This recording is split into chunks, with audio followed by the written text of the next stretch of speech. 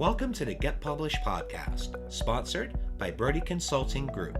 To get more information about our coaching, publishing, executive ghostwriting, and podcast production services, go to getpublishedpodcast.com.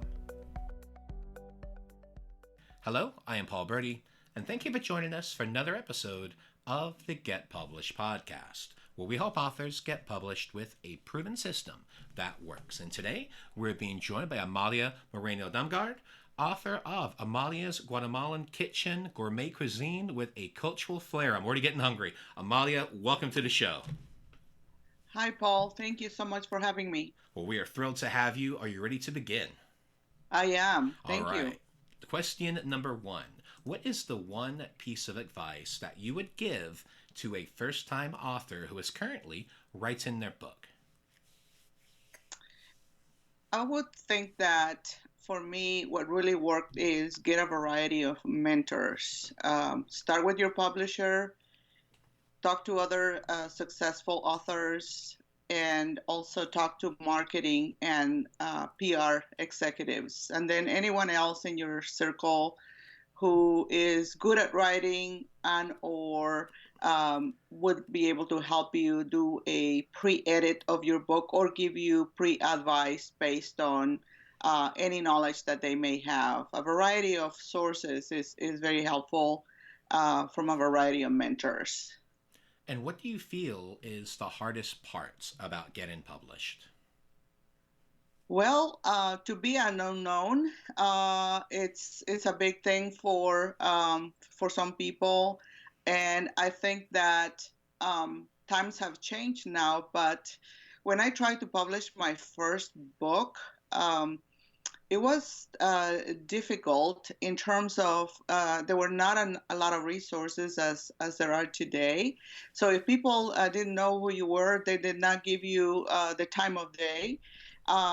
Also, if your subject matter is not relevant or of enough interest to publishers, that can be a roadblock. The process of independent publishing is easier today than when I first published my book. So, I think that also lack of financial resources might be another roadblock if you are going to self-publish. Self-publishing a high-quality book can be expensive, plus very time-consuming, as everything falls on your lap, from the writing process to marketing and everything else attached to it, inventory, bookkeeping, and so on. But, there are advantages to that. So when you self-publish or you become an indie author, you retain full control of your book rights versus if you publish with somebody else and an established publisher, then you have limited control of what you can do with your book. So there are some pros and cons there. Well, let's talk about marketing. So please share a marketing strategy that you have used in your book launch that has worked well. Well, for me, I think it was important to think big. A marketing plan that I established with multiple strategies in it was very helpful. For instance, I did a local book launch with a large audience in connection with a partner. And that was very well received, and it turned out to be a great event. And I did not expect to sell a large number of books, but I did because I also selected very carefully who to invite. I invited a lot of corporates. That tends to be my prime audience, and many of them bought boxes of books in advance, so that was a good strategy. Having a national book launch strategy can help as well. You can send your book to key contacts around the country, contacts that you feel that can advocate for you and help you promote your book online and in the media. That can also lead to media interviews and opportunities. Also, I did an international book launch. I'm born and raised in Guatemala City, and my book is relevant not only in the U.S., but also in Guatemala. So I did a book launch in Guatemala City and in other major cities in Guatemala. And this included a multimedia campaign to include TV and radio interviews. And that opened um, various opportunities. A book can open opportunities in different directions, from speaking to consulting and so on.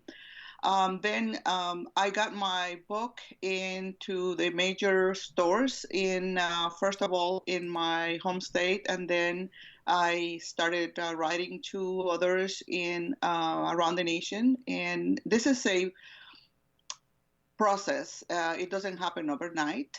So through the years, through the months ahead, and through the years, I've seen my book more established.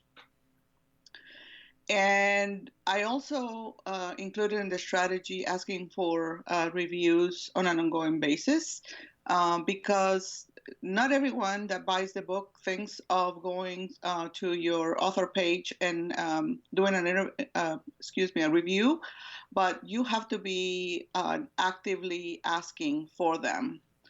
Another strategy is promote your book constantly, not only when it comes out.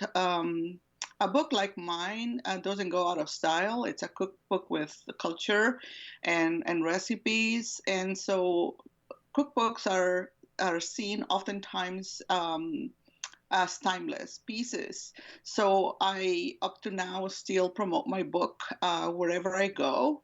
And for instance, I use it as a business card. I see my book as a business card.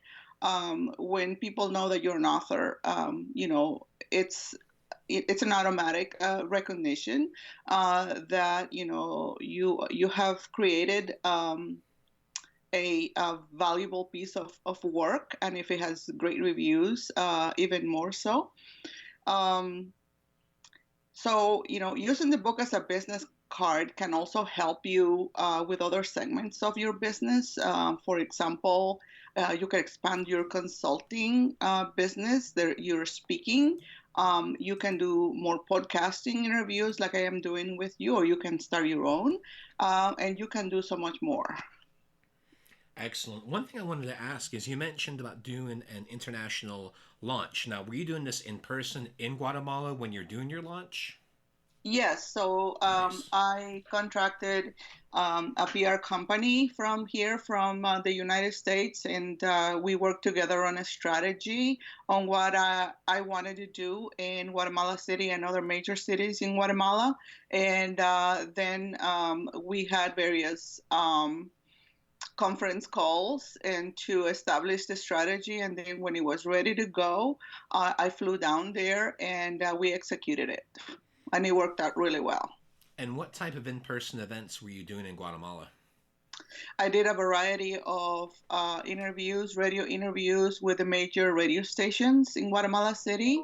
I also did various TV segments, appearances on major TV stations in Guatemala City and another major city called Antigua. And the best thing about this, Paul, is that not only I got the exposure, I saw the results of this months and even years after that, because you have all the content to share and reshare throughout the years. And people kept finding me after I had done radio interviews and TV interviews, and then that generated other interests. For instance, writing articles for in-flight magazines in the Latin American side, and also I even got connected to some other Latin countries who invited me to present. So it was a really worthwhile exercise. Were you also doing any type of book sightings or book launch parties over there as well? Oh, absolutely. Nice. That was, for me, that was kind of like the easiest thing to do. Yeah. But I travel to my home country often. So I have a network, business network down there. And to partner with, I write for a couple of magazines. And I write in my home country in English. And so I've been writing for this magazine for a long time, and they help me gather the appropriate crowd that would be interested in my book. They created the buzz around my book way ahead of time. And so having partners help you promote the book, but also put together events such as the ones that I did here at home. I kind of replicated those down there, and they were well received. Being in another country, you never know how these things are going to turn out. But I think that the strength of having great partners and planning ahead, visualizing what's going to happen is very helpful. Speaking of books, I'd like to know what is your favorite book and what was the number one thing that you learned from it? I read a variety of publications, and I read mostly about my subject matter, food, history, and culture. My favorite books are books on anthropology and food. And recently, I came back from Mexico City. I've been touring Mexico City because it is part of the subject matter of my second book. So I spent a great deal of time at the Mexican Anthropology Museum. And, I was doing the last piece of research for my book. So, I don't know if I can pinpoint one particular book that is memorable. For me, there are a lot of books that have been really, really good. But one of the things that I have learned from all of them is that, everyone has an opinion and everyone looks at the same thing that you're doing or that you're looking at from a different angle. And for me, from a cultural history standpoint, it's interesting to study what different major authors have said about a particular subject that I am writing about.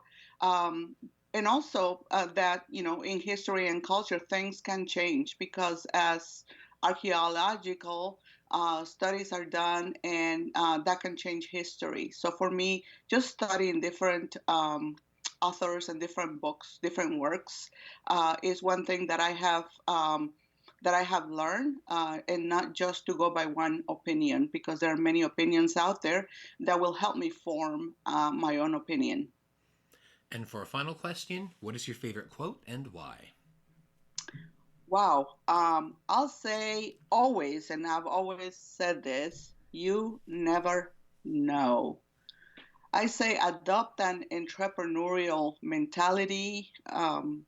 We live in an uncertain world, and I feel we must try everything to get our book noticed. Try one strategy, and if that doesn't work for you, try a new one. Also, you never know who might be listening out there, and your strategies could lead to big opportunities. Go out there with an open mind and positive attitude, and the world will return unforeseen good opportunities. It has for me. Absolutely. I agree completely with you. And Amalia, I want to thank you for being a guest on the show. What is the best way for people to find you online? They can go to my website, amaliallc.com. I am also on Facebook, Instagram, LinkedIn. I have an Amazon author page as Amalia Moreno-Damgaard. Amalia, thank you once again for being on the show, and I wish you all the best in your author journey ahead. Thank you so much for the time, Paul. I appreciate it. Thanks again for joining us today. To learn more about how to get your book published with a proven system that works, grab a free copy of my book at getpublishedpodcast.com.